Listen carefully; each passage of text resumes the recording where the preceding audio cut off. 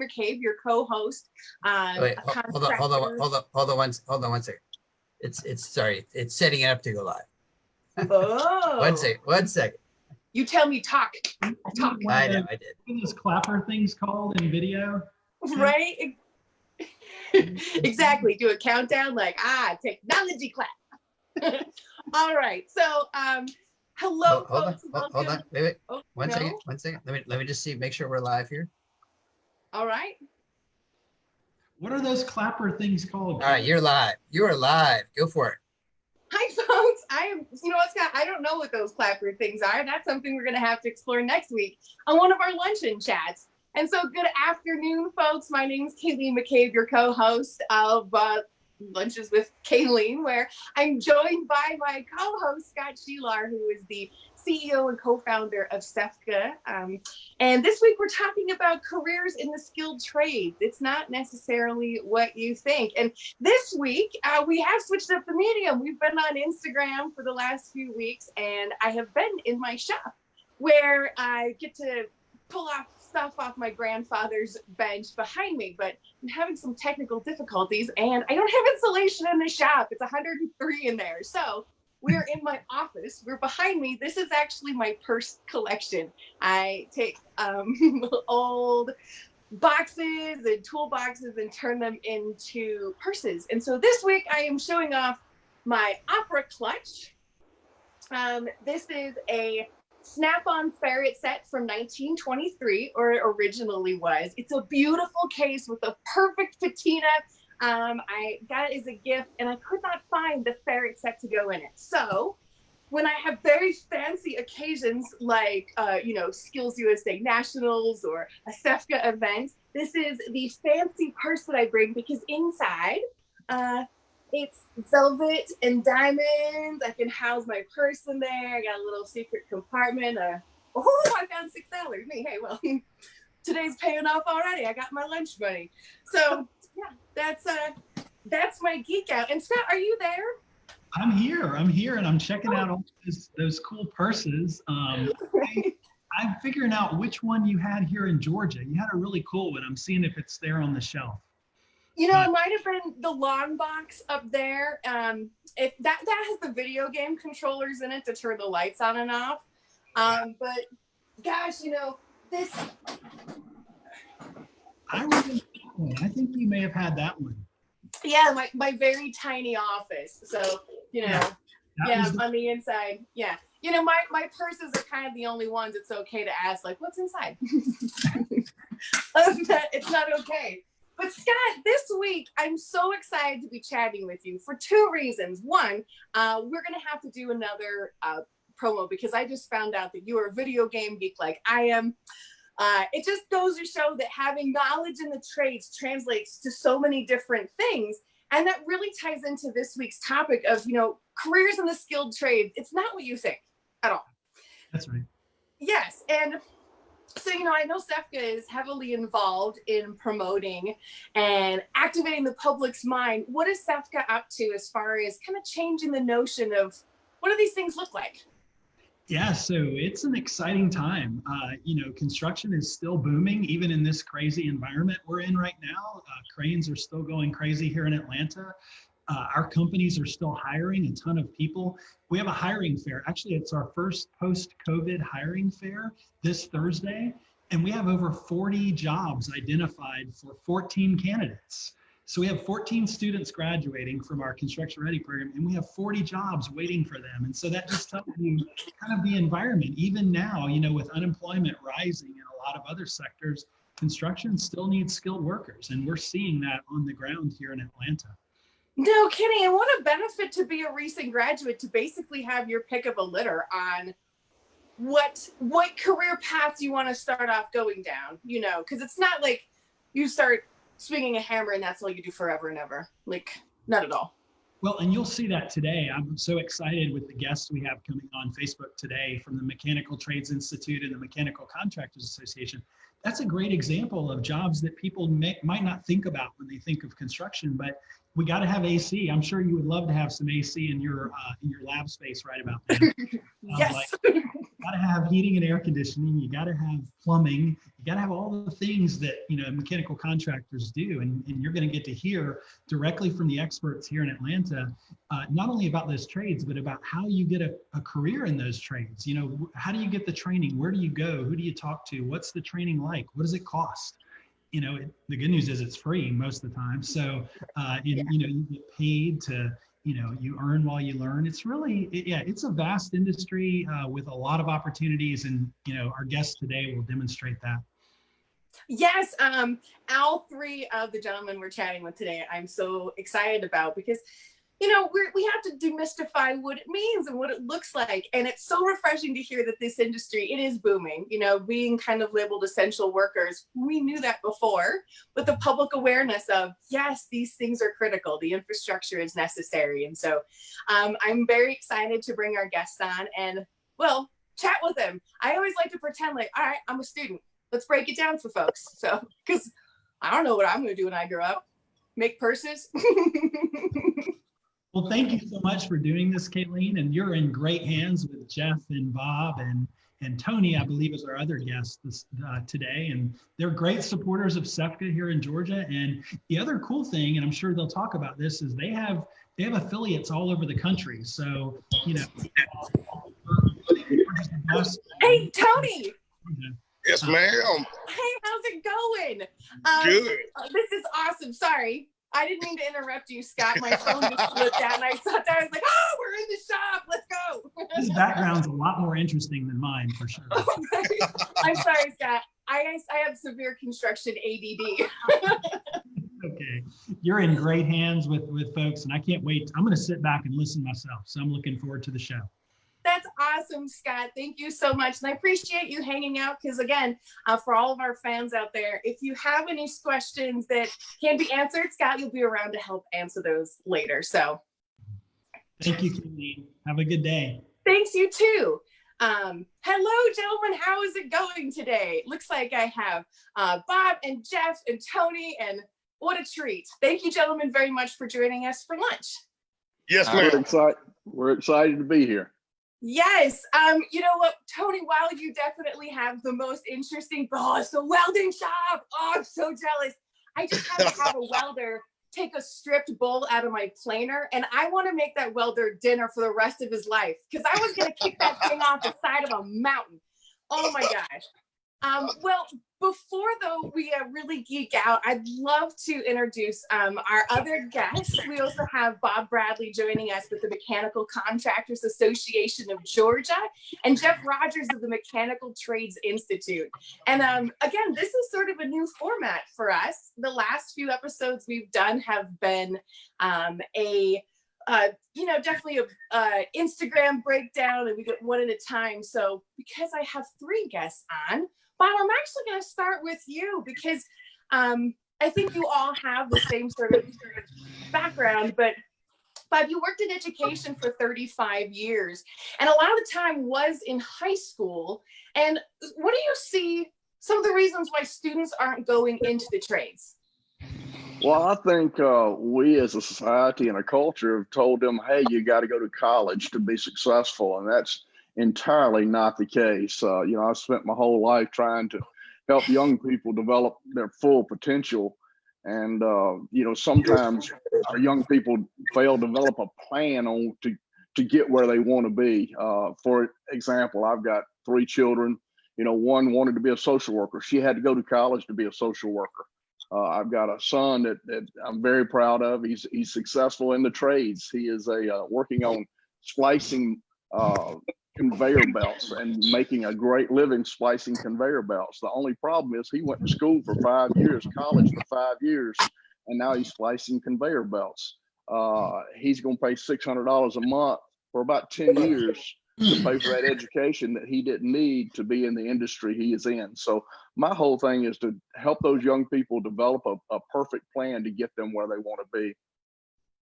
It's fantastic because we really just have to demystify now what the process is. A lot of students, I don't think, are quite aware of how to get from point A to point B. We hear four-year university, et cetera, but the career opportunities out there are gigantic. So let's say I'm a high school junior or senior, and I'm not quite sure what I want to do. I have an inkling of being able to hang out in a shop like Toadie's walking around in there. That facility, I'm sorry, I mean it. If I could handle the humidity, I would be there in a heartbeat. That is gorgeous. That tree, I bet it's air conditioned-ish. I don't know. It's stunning. But if I'm a high school student or even a parent of a high school student now watching, what would be a class, some like starter things that a student would need to get to become a student there? It's just basic fundamentals. That's what it is. Math. You're just your basic math fundamentals and just having a good attitude, a good work ethic, and basically being involved. That's just basically the things about our culture, is that getting the culture mindset to say, okay, I can make a good living, go to school, and not have a debt at the end of the day.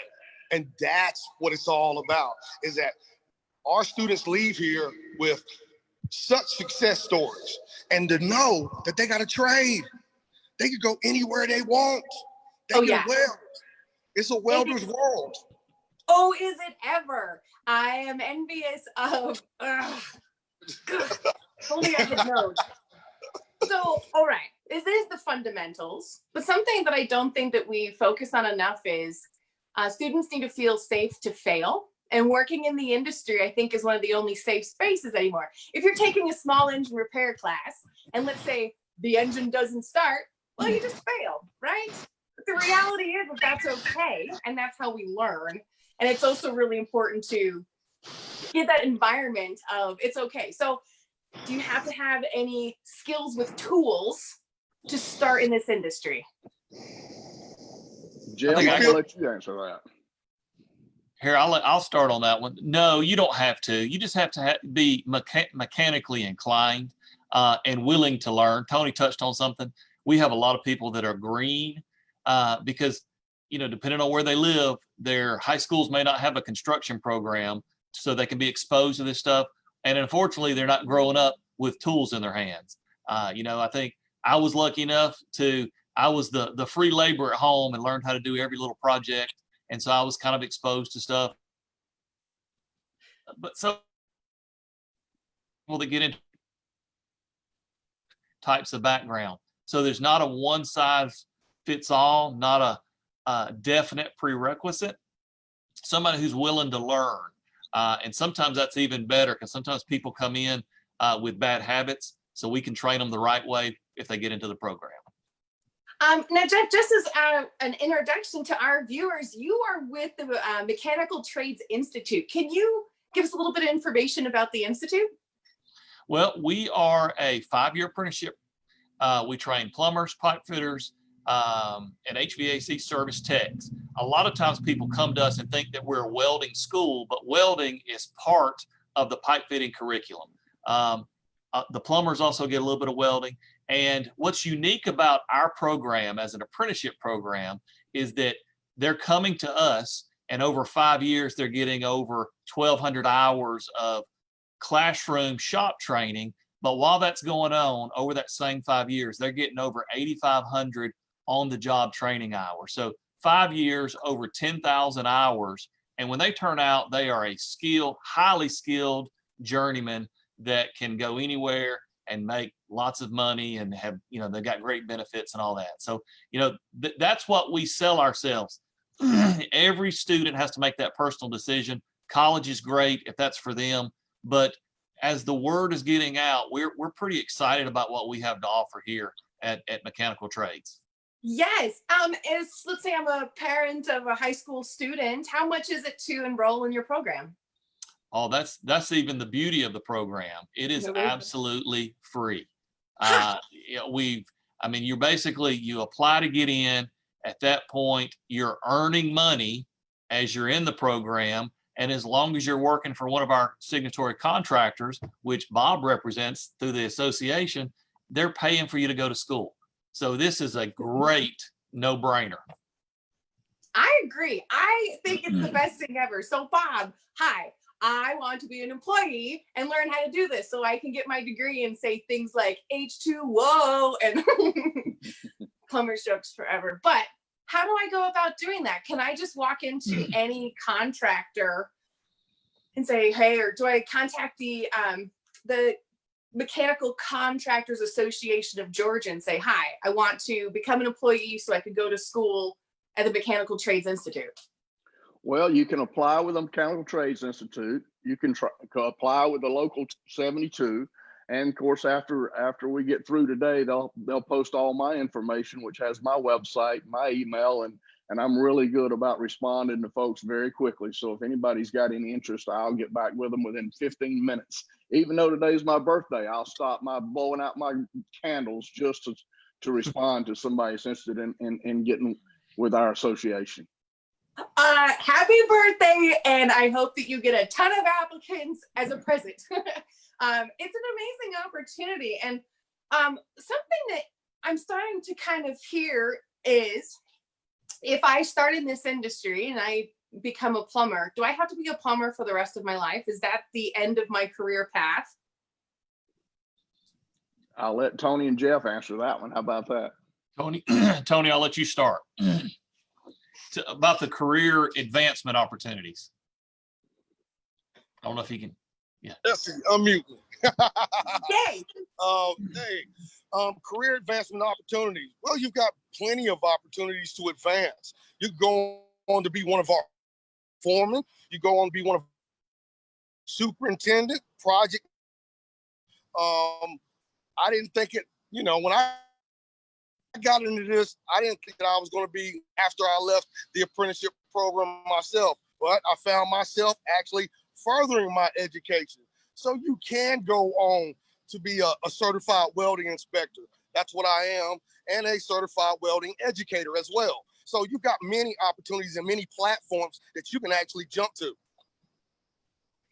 I love it. It's true. And no, Jeff, do you want to expand on that? Because I don't want folks to think that, all right, you just got a certificate and then that's it. You can't go anywhere else. Well, so I think it's so much broader. And to go along with Tony field to advance. But there's a little known secret that not many people know about, is that when you complete them, you actually earn 30 hours towards your associate's degree. So we are learning. And so our apprentices, we encourage them to take that up, associates, and then from the bachelor's degree in the field. Yes, people can, without the apprenticeship, the extra knowledge gets their foot in another door. Training them opportunity to go to college. That would be free as well.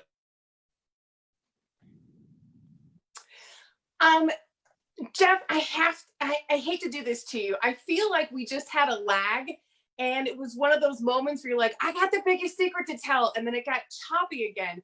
I'm trying to find out if we're having this issue down the road. I might come back to you and have you re-answer that, because it is so valuable to understand that it is not just this opportunity in this box you're in.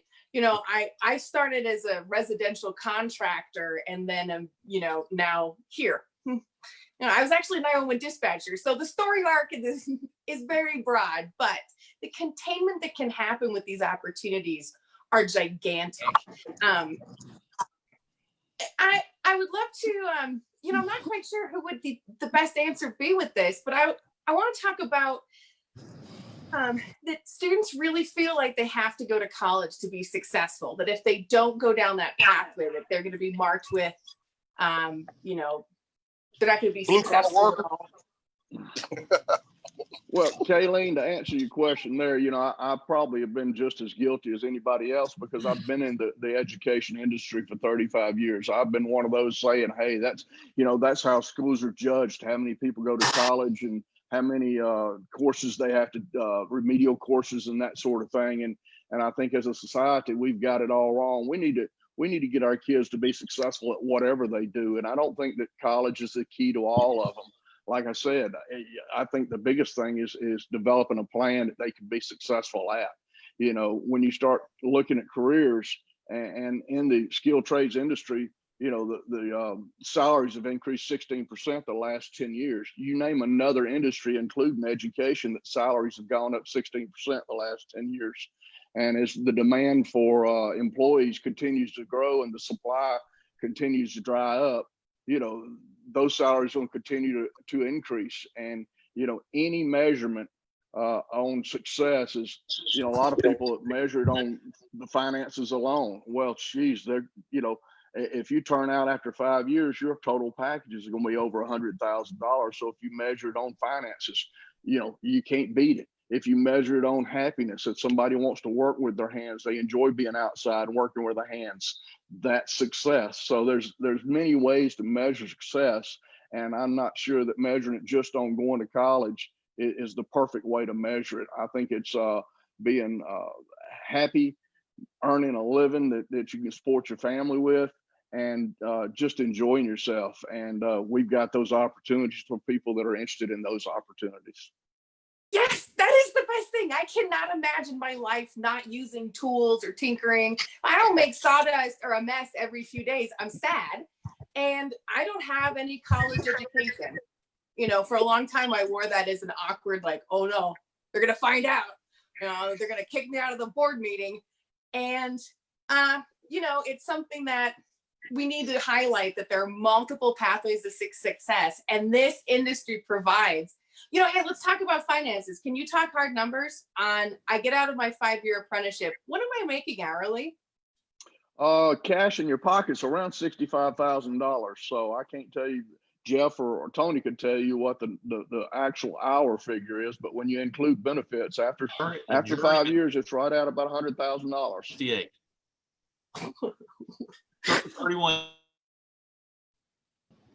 31. That's amazing. That's kind of money where, you know, folks think that they are going to start off maybe waiting tables or doing something like working at a restaurant, like, oh, why wouldn't you start here? What growth potential? It's off the charts. And, you know, I think a lot of these times that there is benefits involved too. Hey, Jeff, I'm going to do another experiment. I feel like I'm having a hard time with your audio. It is very choppy, but I'd love to get your input on another question. And listen, because you work with students directly, are there many jobs available right now? I know we've kind of touched on it, but yes. All right. Plenty of work out here right now. You know, even in the economy of a COVID-19 right now, with everything going on, we might have saw a drop of maybe 20%, but as far as work, they're still building buildings. They're building hospitals, whatever you name it, they're still building it. It's not stopping because of this right now.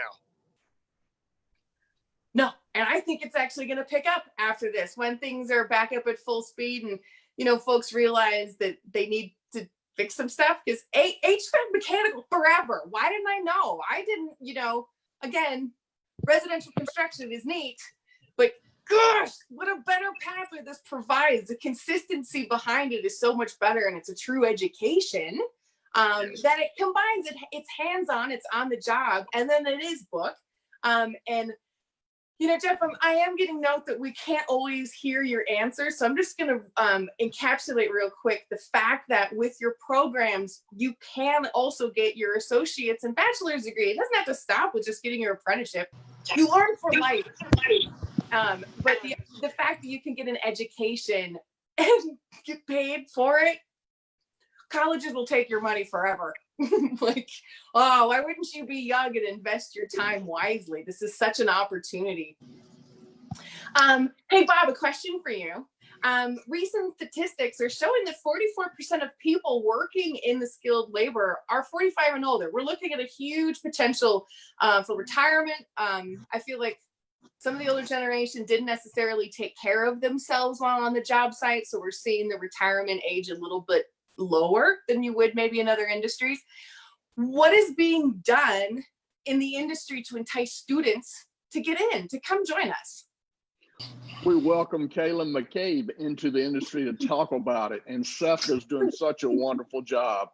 And that's what we've got to do. We got to promote our industry.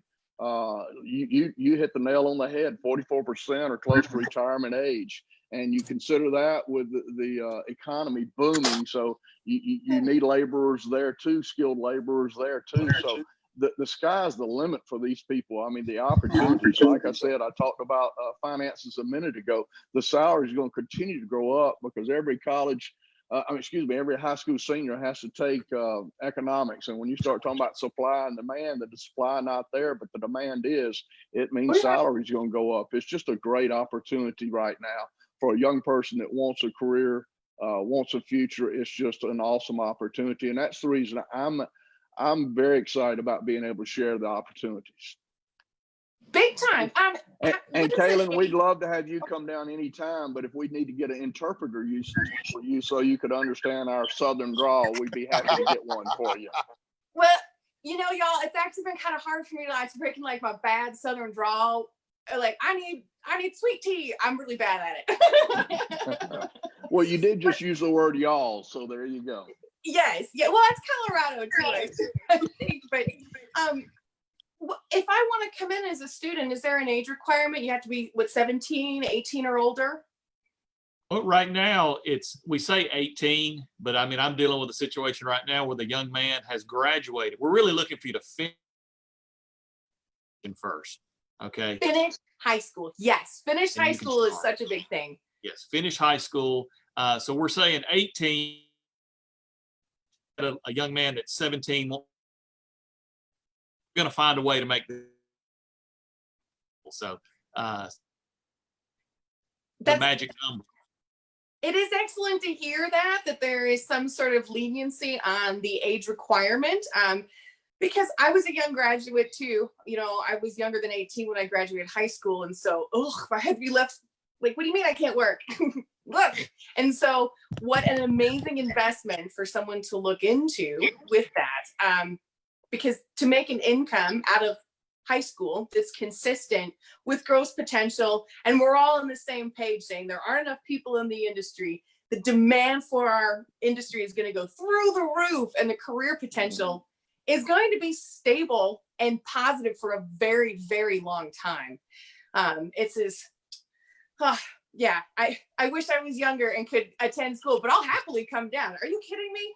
Tony, that tour that you've given throughout this has been the best side eye candy. I swear that I was listening to everybody's answers the whole time, but I kept catching those welding boots in the back, and I was like, oh, yes, it's beautiful. And I think that this is great because I'm not sure most folks understand how beautiful schools are.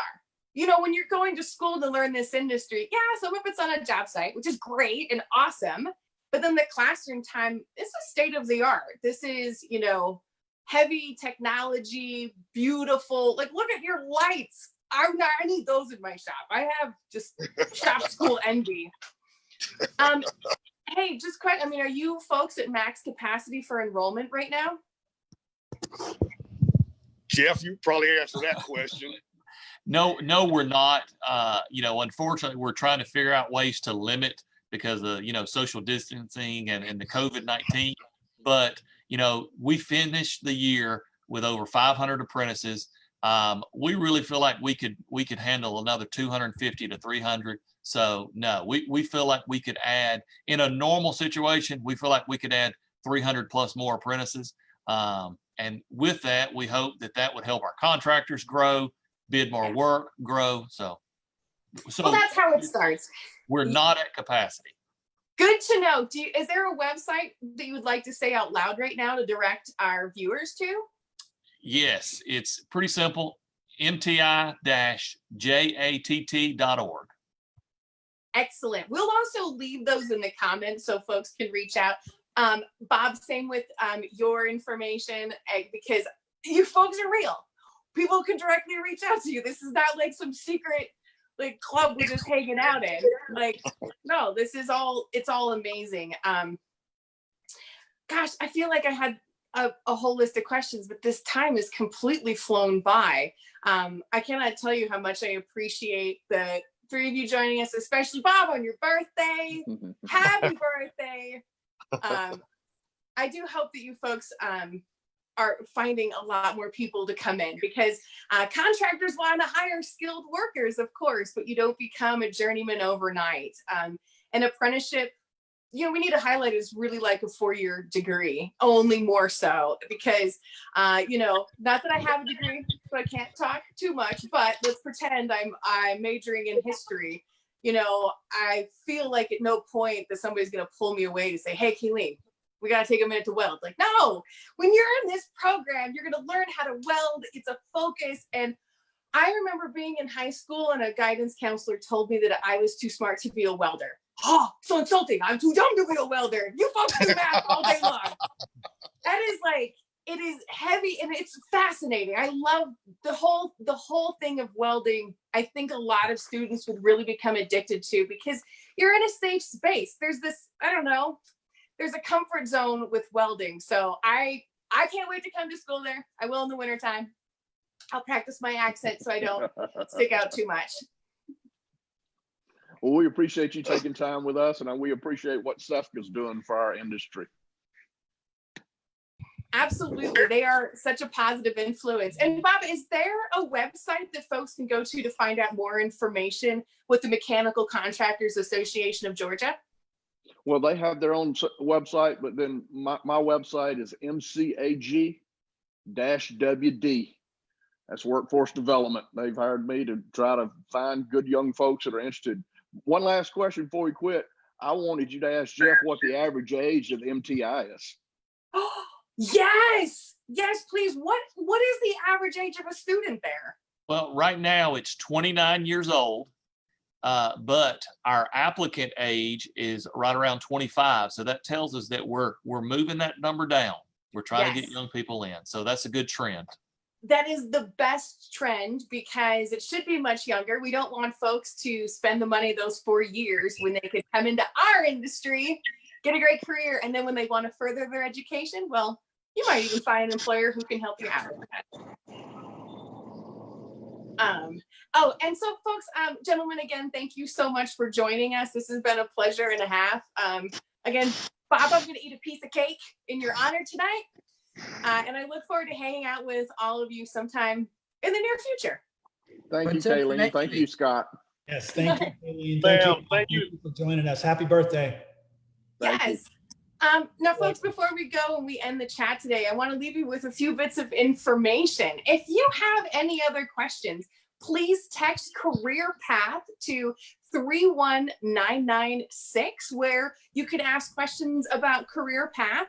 And then next week, we're going to be talking to 2 students who work at J.E. Dunn, both Nathan and Jory. And we're going to be talking about how to make money while attending college. Because again, going back to our fantastic interview today with these gentlemen, gosh, there's a lot of great ways. Being an apprentice is probably the best way. So I look forward to seeing you all next week at noon again on Tuesday. And I thank everyone for tuning in, and we'll see you next time.